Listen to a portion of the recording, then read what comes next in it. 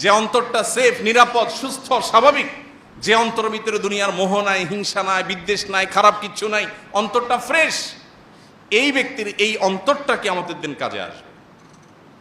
এজন্য ভাই, নিজেকে পরিশুদ্ধ করবার গুরুত্ব আমাদের বুঝতে হবে।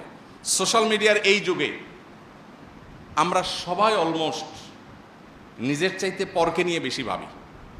নিজের চাইতে অমুকে কি করেছে, তমুকে কি করেছে, অমুকের কি বলা উচিত ছিল, তমুকের কি করা উচিত ছিল, কার কি সমস্যা আছে, আমার কি সমস্যা আছে, এটা নিয়ে কোনো অ্যানালাইসিস সাধারণত করার সুযোগ আমাদের হয় না।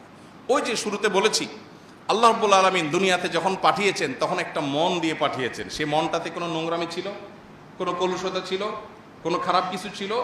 আল্লাহ কিয়ামতের দিন আবার বুঝে নেবেন, বান্দা তোমাকে আমি একটা ফ্রেশ, রোগমুক্ত, পরিচ্ছন্ন অন্তর দিয়ে পাঠিয়েছিলাম, তুমি আমার কাছে এসেছো এমন একটা অন্তর নিয়ে যে অন্তরে শত শত মানুষের প্রতি শত্রুতা, বিদ্বেষ, অহংকার, খাই লোভ, মোহ, দুনিয়ার সমস্ত রোগ দিয়ে সেটাকে পরিপূর্ণ করে তারপর তুমি আমাকে দিয়েছো। আমি অন্তরটা অ্যাকসেপ্ট করব না। আমি যে পরিচ্ছন্ন অন্তর দিয়েছি আমি সেটাই রিটার্ন চাই। যদি সেটা দিতে হয় তাহলে এখন থেকে আমাদেরকে আত্মশুদ্ধির অভিযানে নামতে হবে, নিজেকে সংশোধন করার কাজে নামতে হবে। আল্লাহ আমাদের সবাইকে সেই তৌফিক দান করুন। সবার চেষ্টা করবো তো ইনশাআল্লাহ।